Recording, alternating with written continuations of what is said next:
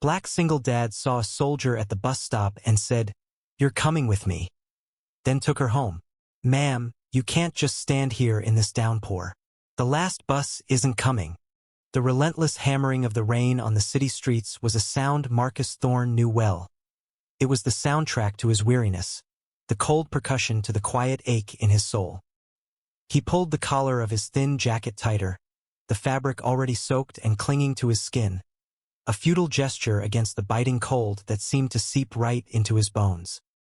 His own troubles were a heavy cloak, yet as he rounded the corner on his long walk home, a solitary figure under the inadequate shelter of a bus stop snagged his attention, a silent statue against the swirling gray misery of the evening. It was a soldier, her uniform crisp in its lines but darkened by the deluge. Her shoulders slumped not with the weight of her pack, but with a profound exhaustion that was almost palpable. Her gaze was fixed on the empty street, her eyes hollow, reflecting the flickering neon of a nearby diner with a vacant, shattered light. She looked lost, not in the geographical sense, but in a much deeper, more desolate way. He froze. Marcus knew desperation. It was the taste of the watery soup he'd make stretch for 3 days, the feeling of the worn spot on the couch where he slept so his daughter, Lily, could have the only bed, and the sterile silence of the phone after another failed job interview. He had every reason to walk past, to hurry home to the one small, flickering light of his life, his 7-year-old daughter. He had nothing left to give.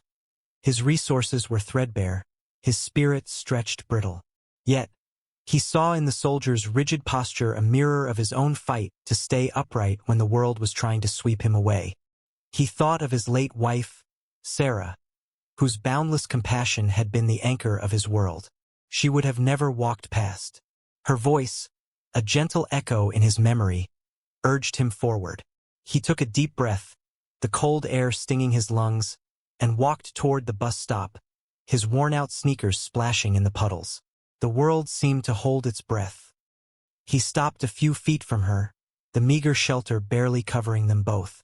The sound of the rain was a deafening roar up close. She didn't even turn her head, her focus so intensely inward that he seemed to be invisible. "Ma'am," he said again, his voice gentle but firm, cutting through the noise. "The last bus isn't coming. The line's been down for an hour because of the flooding." She finally shifted, her head turning slowly, and her eyes, when they met his, were haunted. They were the eyes of someone who had seen too much and felt too little for too long. A flicker of surprise crossed her pale features, as if she was shocked to be spoken to be seen at all. She said nothing, her lips a thin, pale line. He could see a tremor in her hand where it rested on her duffel bag. "You can't stay out here," Marcus stated, a simple, undeniable fact. "It's too cold." He saw her internal debate, the subtle clenching of her jaw, the way her gaze darted back to the empty road as if hoping a bus would magically appear and rescue her from this unexpected human interaction. He knew he had to be direct. He summoned the last of his strength, the quiet resolve that got him through each day for Lily. "You're coming with me," he said, not as a question, but as a soft command born of pure, uncomplicated empathy. "My apartment is just a few blocks away. It's not much, but it's warm. And I have soup." Her eyes, a startlingly clear gray, widened slightly. The hard shell around her seemed to crack, just for a second, revealing a raw vulnerability underneath. She searched his face, looking for an angle, a catch, a debt to be incurred. She found none. All she saw was the open, sincere face of a man who was offering a lifeline when he himself was barely afloat. A single, hot tear escaped her eye, mingling with the cold rain on her cheek before she quickly wiped it away. She gave a short, almost imperceptible nod. She was saved. The walk was silent, save for the squelch of their shoes and the drumming rain. Marcus held his frayed, cheap umbrella over her head, letting his own shoulders take the brunt of the storm. It was a small gesture, but it felt significant, a tiny shield against the world's harshness. Their apartment building was old, the paint peeling and the lobby smelling of damp concrete, but to Marcus, it was a sanctuary. He fumbled with the key, his fingers numb, and pushed the door open into a small, but clean living room. A single lamp cast a warm, golden glow over the space, illuminating a child's drawing of a smiling sun taped to the wall. Lily was already asleep in the bedroom, a soft lump under a faded pink comforter. The quiet hush of the apartment was a stark contrast to the storm raging outside. The soldier, whose name he still didn't know, stood just inside the doorway, dripping onto the worn welcome mat, looking utterly out of place in her severe uniform. She held her duffel bag like a shield. "I'm Marcus," he said softly, breaking the silence. "And that's my daughter, Lily, sleeping in there." He pointed to the closed bedroom door. "Let me get you a towel," he returned with his own thin, but clean towel and a set of his largest sweats and a t-shirt. "You can change in the bathroom. I'll heat up the soup," she finally spoke, her voice raspy from disuse. "Eva," she said. "Just that." He nodded, a silent acknowledgement. He did not ask for her rank or her story. He simply saw a person in need. He turned toward the tiny kitchen, a space barely large enough for one person, and began to ladle the meager vegetable soup into 2 bowls. The simple domestic act felt sacred. The warmth of the small stove pushed back against the chill of the night. He heard the soft click of the bathroom door, and a few minutes later, she emerged. Dressed in his oversized clothes, the harsh lines of the uniform gone, she looked smaller, younger, and infinitely more fragile. The haunted look in her eyes remained, but the brittle edge had softened. He handed her a steaming bowl, their fingers brushing for a fleeting moment. A spark of warmth, real and human. They sat at his small, wobbly kitchen table, the only sounds the clinking of spoons against ceramic and the relentless rain outside. He didn't press her with questions. He simply shared his food, his warmth, his silence. For Eva, a woman who had spent years in the calculated, transactional world of the military, surrounded by noise and commands, this quiet, selfless act of kindness from a complete stranger was seismic. It was a language she had forgotten existed. It was the purest thing she had experienced in a decade. She didn't know it yet, but this weary, kind-faced man, in this tiny, humble apartment, had just saved her life in a way no army ever could. A new purpose began to germinate in the barren soil of her heart. He was a good man. The next morning, the storm had passed, leaving behind a world washed clean and glistening under a pale, watery sun. Marcus woke on the couch, a crick in his neck, to the smell of fresh coffee. It was a scent he hadn't experienced in months, a luxury he couldn't afford. He sat up, disoriented, and saw Eva standing by the stove, fully dressed in her dry uniform, a steaming mug in her hand. She had made a pot of coffee with a small, vacuum-sealed bag she must have had in her pack. She offered him a mug, her expression unreadable but softer than the night before. "Thank you, Marcus," she said, her voice steady. For everything, the unspoken words hung in the air between them. For the shelter, for the food, for not asking questions, for seeing a person instead of a uniform. Before he could properly reply, she placed her own mug on the counter. "I have to go," she said simply. There was a finality in her tone that stopped him from protesting. She shouldered her duffel bag, which seemed lighter now, and walked to the door. She paused, her hand on the knob, and looked back at him. For a moment, he saw a flicker of something profound in her gray eyes. Gratitude, regret, a deep, unspoken connection. Then it was gone, shuttered away behind a soldier's discipline. "Be well, Marcus," she said, and then she was gone. The soft click of the door closing echoed in the sudden silence of the apartment. Total silence. He stood there for a long moment, the warmth of the coffee mug spreading through his cold hands. A part of him felt a strange, sharp pang of loss. It was as if a rare, migratory bird had briefly rested in his home and then flown on, leaving the space emptier than before. He shook his head, dismissing the feeling. He was a practical man with real problems. He walked over to the small table where they had eaten and saw it. A single, crisp $100 bill tucked neatly under the salt shaker. His breath caught in his throat. $100. To some, it was pocket change. To him, it was a miracle. It was a week's worth of groceries, a new pair of shoes for Lily, a small cushion against the crushing weight of his debts. He picked up the note, the paper smooth and unfamiliar. Felt like both a gift and a goodbye. He allowed himself a small, grateful smile. With this, he could breathe just for a little while. That afternoon, he took Lily to the park, her laughter echoing in the crisp autumn air as she swung higher and higher. He bought them both ice cream, a treat they hadn't had since before Sarah passed. For a few hours, he felt like a normal father, not a man teetering on the edge of a cliff. But reality, like the evening chill, always returned. The next day, a formal, cream-colored envelope was taped to his door. It wasn't a friendly note. His heart pounded in his chest as he tore it open. The words swam before his eyes. Final notice of eviction. His landlord, a man with no patience for sob stories, had finally run out of it. The $100 from Eva, which had felt like a fortune, was a single drop of water on a raging fire. The brief reprieve was over. The despair that crashed down on him was heavier than before, made worse by the fleeting glimpse of hope he'd been given. He sank onto the couch, the notice trembling in his hand, the weight of the world settling back onto his shoulders, heavier than ever. He was going to lose everything.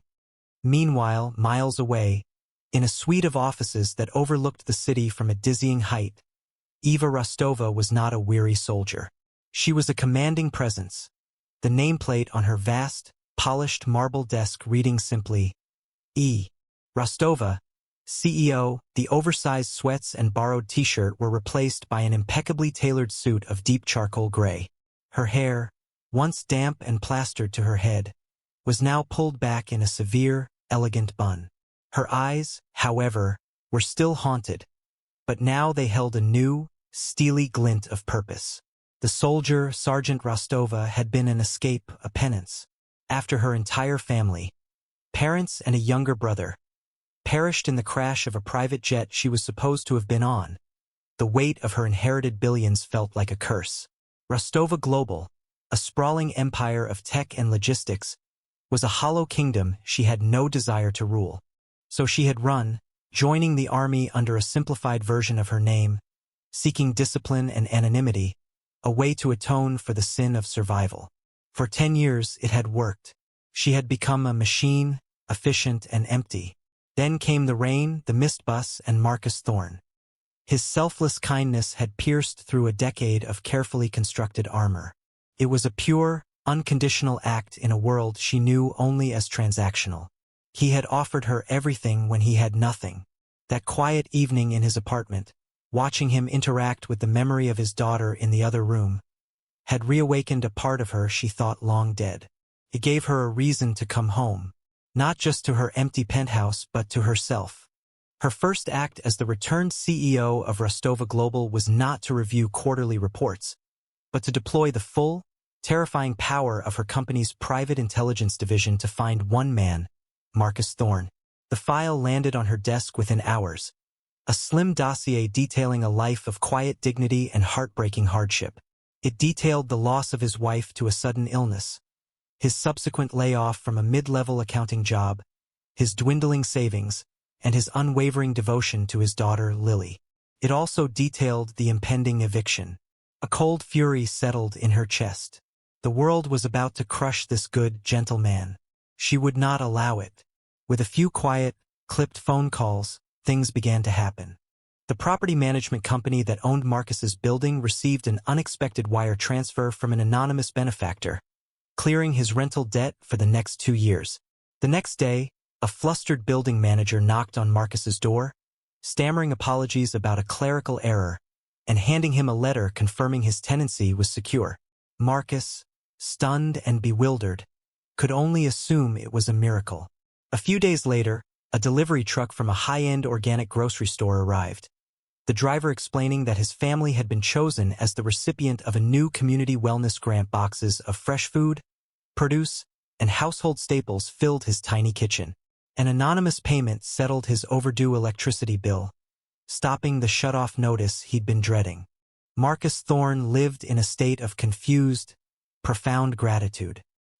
He spoke to Lily of guardian angels, never suspecting his was a woman in a glass tower, watching over him with unwavering gray eyes, systematically dismantling his hardships from the shadows. She was repaying his bowl of soup with a fortress of security. It was not enough. Eva found she could not stay away. The sterile silence of her cavernous penthouse felt more oppressive than ever, the polished marble and gleaming steel mocking her profound loneliness.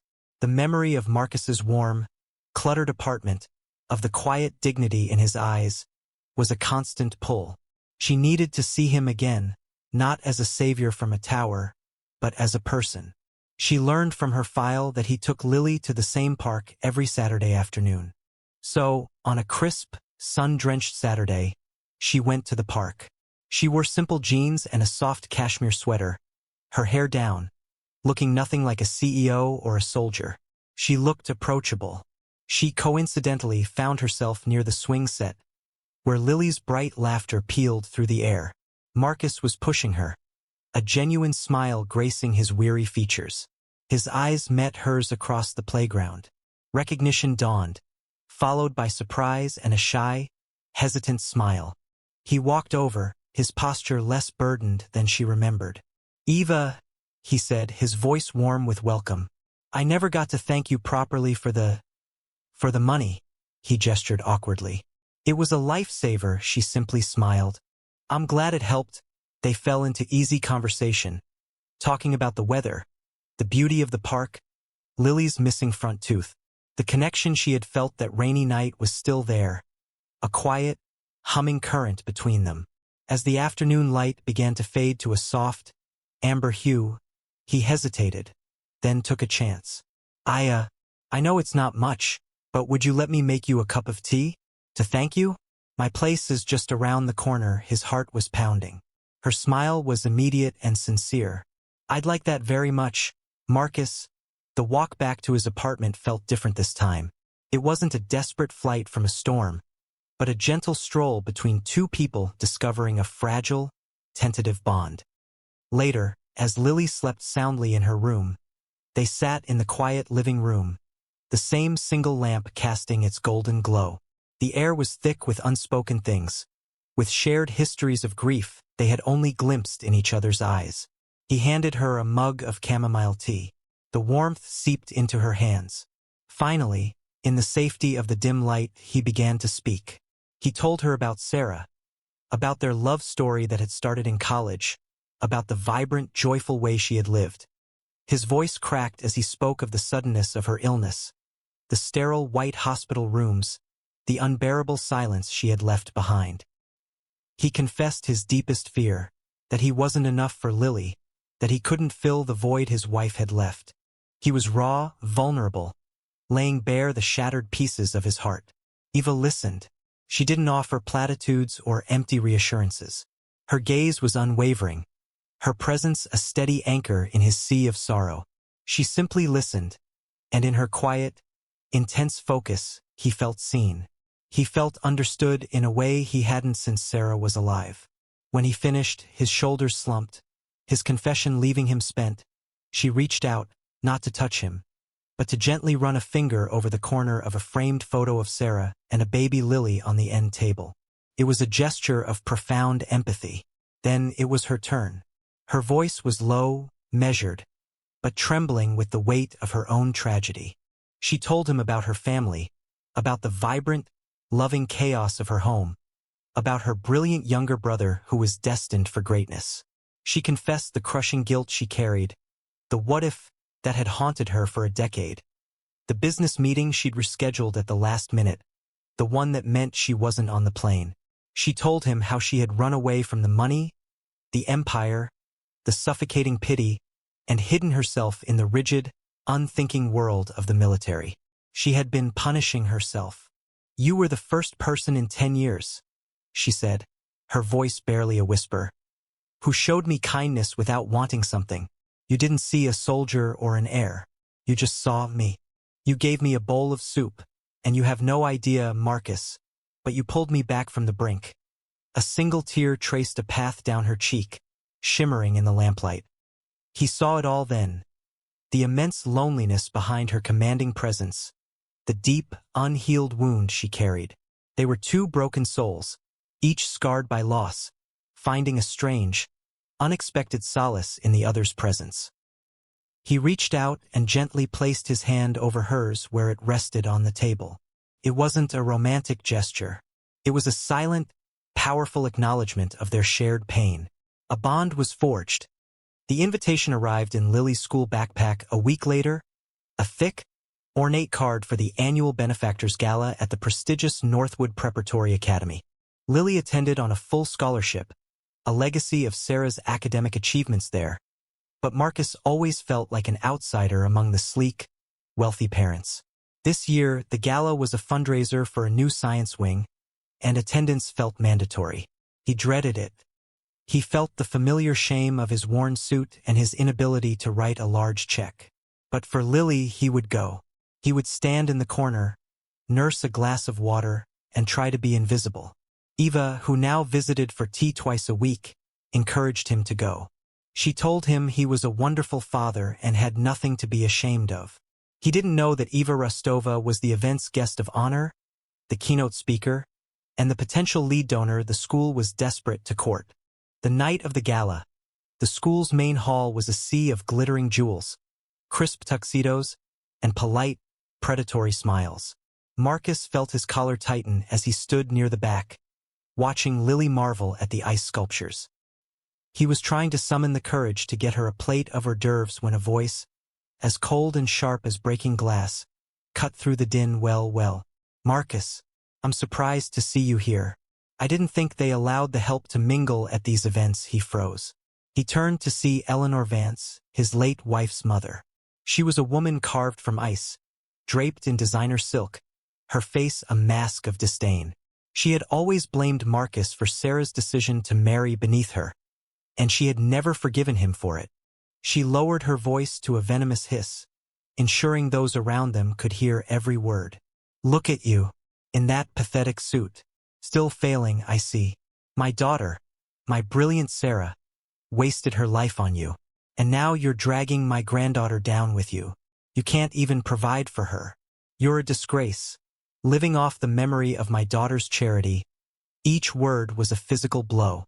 The parents nearby averted their eyes, their silence a form of complicity. Marcus's face went pale, a deep, burning shame rising in his chest. He wanted to defend himself, to scream, but he looked at Lily, who was now watching them with wide, confused eyes. He stood tall, his jaw clenched, and absorbed the humiliation with quiet, shattered dignity. He would not cause a scene in front of his child. "Eleanor, please," he said, his voice barely a whisper. "Not here." "Oh, yes, here," she sneered, her voice rising. "Let everyone see what a complete and utter failure you are," just as she raised her hand to point a jeweled finger at him. A new voice sliced through the tension, calm but carrying an undeniable authority. "That's enough." The crowd parted. Eva Rostova stood there, a vision of power in a simple but devastatingly elegant black dress. Her presence was commanding, radiating an aura of wealth and influence that made Eleanor Vance look suddenly small and gaudy. She walked calmly to Marcus's side, placing a reassuring hand on his arm. She didn't even glance at the gawking crowd. Her focus was entirely on Eleanor. "I don't believe we've been introduced," Eva said, her voice dangerously soft. "I am Eva Rostova." A collective gasp went through the room. The name Rostova was legend in this city. Eleanor's jaw dropped. "And this man," Eva continued, turning her head slightly to smile warmly at Marcus, "is Marcus Thorne, the kindest, most decent man I have ever had the privilege of knowing." She then turned her gaze back to Eleanor, and it was pure ice. "You speak of his failure. Let me tell you about his success. One night, when I was a stranger with nothing, lost and soaked in a storm, this man, who had next to nothing himself, took me into his home. He gave me his food. He offered me his warmth without asking for anything in return. He showed me a quality of character that your money could never buy, Mrs. Vance. A wealth of spirit you couldn't possibly comprehend." She paused, letting her words hang in the stunned silence. "Therefore," Eva announced, her voice ringing with clarity, Rostova Global will be funding the new science wing in its entirety. It will be named the Sarah and Lily Thorne Science and Innovation Center. The room erupted in shocked murmurs. Eleanor looked as if she'd been struck by lightning. But Eva wasn't finished. She turned to Marcus, her eyes softening. And Marcus, the Rostova Philanthropic Foundation has been looking for a new director. Someone with integrity, compassion, and first-hand understanding of what it means to struggle. The position is yours, if you'll have it. She had not only saved him. She had elevated him, publicly validating his worth and utterly destroying his tormentor in one swift, brilliant move. Eleanor Vance simply sputtered, her face a mask of horrified disbelief. She had been publicly vanquished. Total silence. Later that evening, the cavernous silence of Marcus's apartment felt different. It was no longer the silence of lack, but the quiet aftermath of a seismic event.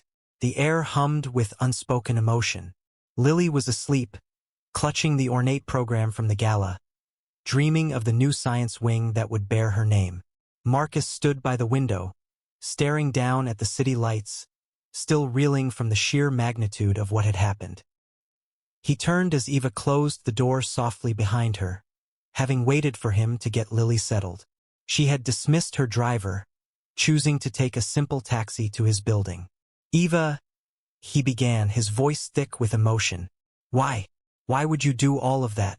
The school, the job, I can never repay you. He was overwhelmed, struggling to comprehend the scale of her intervention. She walked towards him, her elegant dress seeming out of place in the humble room. Yet she had never looked more at home. She stopped in front of him, her gray eyes searching his. Repay me? She said, a soft, sad smile on her lips. Marcus, you don't understand. You already did. You think all I gave you was money, a job. You don't see what you gave me. Her voice trembled. The carefully controlled CEO vanishing, leaving only the vulnerable woman he had met in the rain. I was dead inside, Marcus.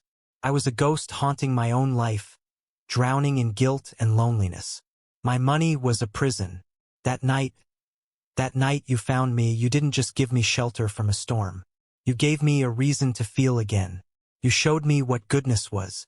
You showed me what a home could be, what a father's love looked like. You saved me from myself. Tears glistened in her eyes, unabashed and sincere. She reached up and cupped his face in her hands, her touch gentle but firm. I'm not offering you a job out of charity. I'm offering it because there is no one on this earth I trust more. And I'm not doing any of this to repay a debt. Her voice dropped to a whisper, raw and full of a feeling he was only just daring to acknowledge in his own heart. I'm doing it because I've fallen in love with you. The confession hung in the air, pure and undeniable. It was the final piece of the puzzle, the truth that rearranged his entire world. He saw it all then. The shared grief, the quiet cups of tea, the unwavering support. It hadn't just been friendship. It had been love, growing silently in the spaces between their broken pieces. He leaned in and captured her lips in a kiss that was both a thank you and a promise. It was tender and cathartic, a kiss that healed old wounds and sealed a new future. He was home. 1 year later, the sunlight, a warm, golden glow, streamed through the large bay windows of a beautiful but unpretentious house, illuminating dust motes dancing in the air. The house was filled not with the sterile silence of wealth, but with the warm, chaotic sounds of a family. The scent of pancakes and coffee mingled with the sweet smell of flowers from the sprawling garden outside. Marcus, looking relaxed and confident in a way he hadn't in years, flipped a pancake into the air, catching it perfectly in the pan. He laughed, a deep, easy sound that filled the kitchen. Lily, now 8 years old and missing 2 more teeth, sat at the large wooden kitchen table, meticulously drawing a picture. It was a drawing of 3 people holding hands under a smiling sun. A man with kind eyes, a little girl with a bright red bow, and a woman with long hair and a brilliant smile. Eva entered from the garden, a basket of fresh-cut roses in her arms. She wore a simple sundress, and the haunted look was gone from her eyes forever, replaced by a serene, joyful light.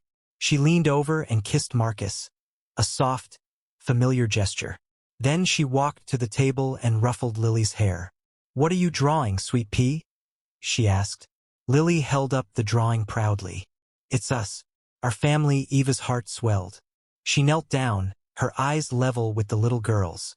"It's beautiful," she whispered, her voice thick with emotion. Marcus came and wrapped his arms around both of them, pulling them into a group hug. He had found his purpose not just in his work, where he was transforming communities with the Rostova Foundation, but here in the simple, profound love of his new family. They had each been shattered by loss, two lonely souls and a little girl who missed her mother. But together, they had taken their broken pieces and built something new, something stronger and more beautiful than what had been lost. They had built a home. They were whole. This story of Marcus and Eva is a testament to a simple, yet profound truth. A single act of kindness, offered without expectation, can echo through the universe and change the course of destiny. It is a reminder that the greatest poverty is not the absence of money, but the absence of compassion, and the greatest wealth is a heart willing to give. Marcus, in his darkest hour, offered a stranger his last bowl of soup. In return, he received a kingdom of love and security. He didn't save a soldier. He awakened a savior who, in turn, saved him right back. If this story touched your heart, it's because you recognize the power of the human spirit to heal, to love, and to find light in the most unexpected places. It speaks to the hope that goodness is never truly wasted and that every one of us, no matter our circumstances, holds the power to be a miracle for someone else. We invite you to carry this feeling with you.